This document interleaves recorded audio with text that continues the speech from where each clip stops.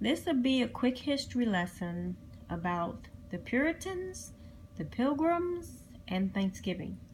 First, let me explain to you what a pilgrim is. A pilgrim is a zealot that is reformed from the church they attended, and they were coming to the new land to start a new life and everything. And they're basically fundamentalists, what we call fundamentalists.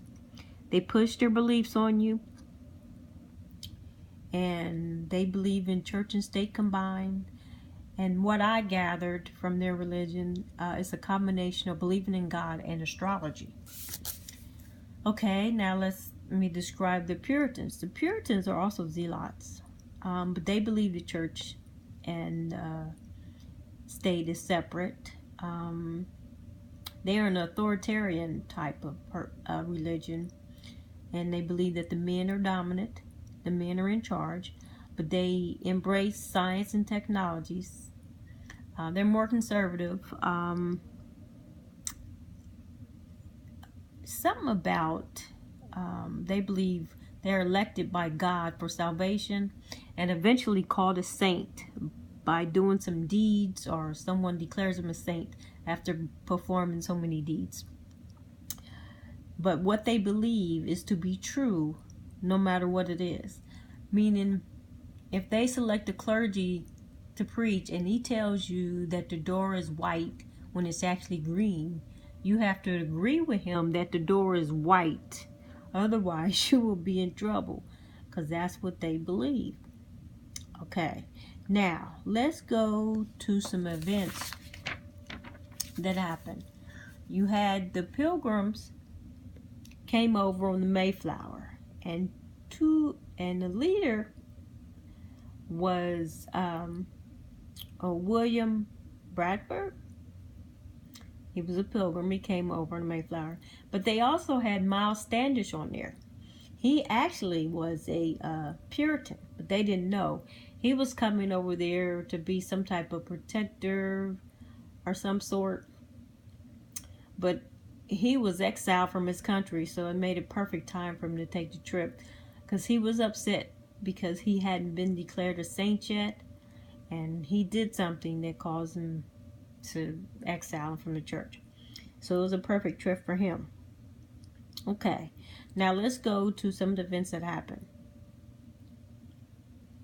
Squanto, which is from the Iroquois tribe. I can't really pronounce the pronunciation of the tribe, but it's the tribe that where they destroyed people, and part of the events that led to this Thanksgiving celebration. Anyway, Squanto was kidnapped by William Hunt for slavery, and he was sold to the Spanish, and the Spanish priest intervened, and he was able to get him back home. When he arrived back home, 700 of his tribe had all been deceased, murdered by famine, all kinds of things.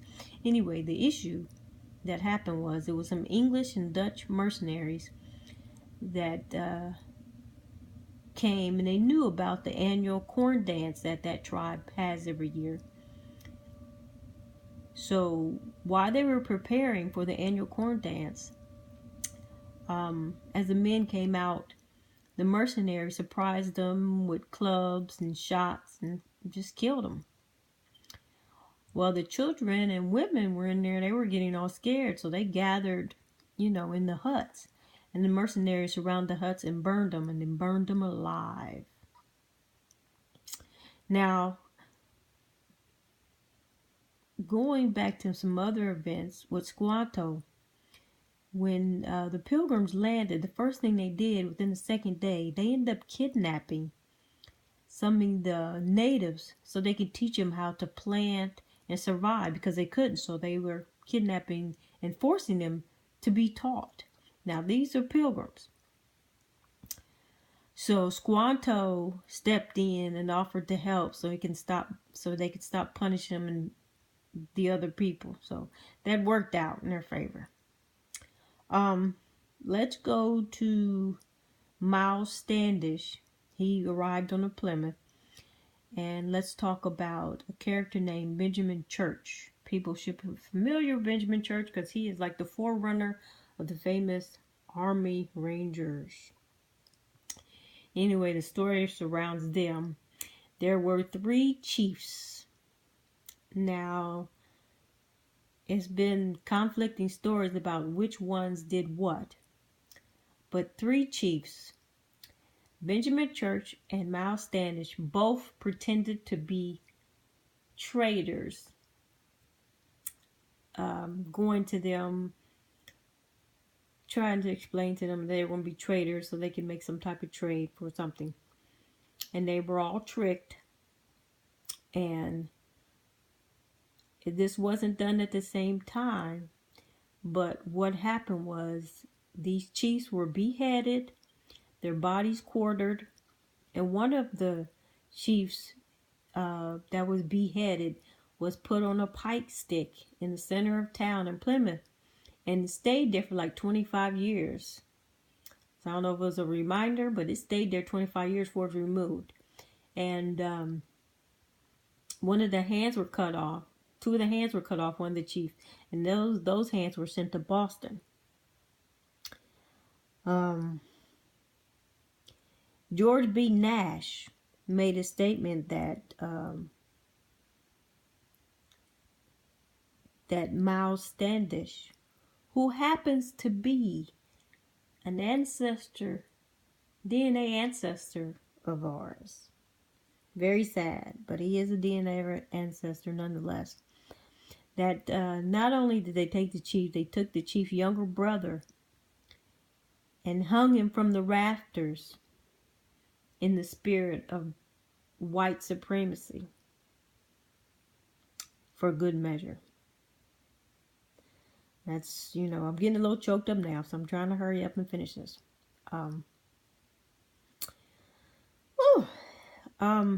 It was mentioned that offspring of the devil must pay for the sins of the father. So they took the 9-year-old son of one of the chiefs, and he was scheduled to be executed. But I'm not sure what happened. He was saved, so they ended up taking him to the Caribbean for slavery instead of executing him. Okay, so later on, there is another ship that came, 7 ships came, and these had Puritans on them. And that was led by John Winthrop. And he came over with the World Charter. So when he came over, he was letting them know he was in charge, and him and his elite were on the court. They were selected for the court. They selected herself or whatever. So one of the pilgrims, which was Roger Williams,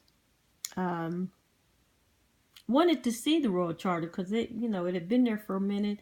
They never let anybody see it. He requested to see it. So they didn't want him to see it, but they eventually gave in. He saw it, and it had given powers. They had been given powers to pass laws and to levy taxes for the King of England. So they were upset about that. So before they got a chance to do anything, they exiled him out, and he ended up moving to Rhode Island, setting up a Providence there, and there you can have religion or freedom. So he was upset. He didn't understand how you could legislate rights of the Native American land.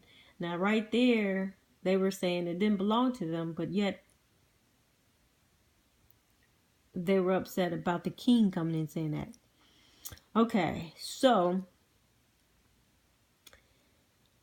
since that happened, the massacre, there was a celebration that the English invited, a feast they called of external friendship, and where 200 of the natives came and enjoyed food and drink with them. But shortly after the food and drink was consumed, 200 of them dropped dead from poison. Oh, So from there, with a lot of celebrating and stuff going on, one incident that bothered me the most is where they're celebrating all these lives being killed. Members of the church came out into the streets and start kicking the beheaded bodies, the heads of the beheaded, around the streets like soccer balls. Church members doing this. It's very upsetting to me, but hey, it is what it is. And then there's a guy named Edward Rawson. He is the clerk at the time. On June 20th, 1676, there was a Thanksgiving Day proclamation.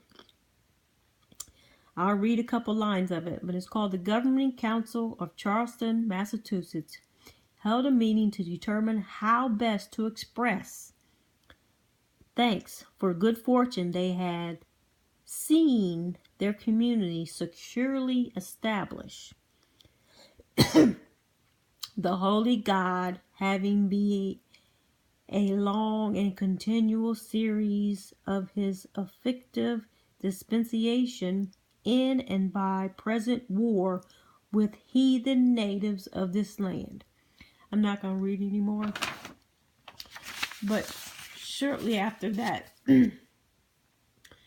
George Washington decided that they were just going to have one celebration and not continue celebrating like they had been doing. And then in 1863, Abraham Lincoln declared a national official holiday. The same time he did that, he sent troops off to go after the Sioux Nation that was in Minnesota. Well, let me tell you about white privilege now. That happened. The first white privilege that happened, going back to the John Winthrop, who was a Puritan, on that second sail that came with the 7 ships. That came with their proclamation, and I talked to you about how that pilgrim, what's his name? Roger Williams was exiled or whatever. Going back to that, John Winthrop had decided that he wanted to allow some of the church members to hold office. And they call them like shareholders, to hold a position in court. So he passed the first white privilege. He said only church members were allowed to join. The only church members there were Puritans and Pilgrims. So then they decided to start a grant for the school called Harvard, which is dedicated to John Harvard. And first it was for the education of just Puritans. Then they decided to let the Pilgrims join, but never the natives. So that was the second white privilege that came about, was education.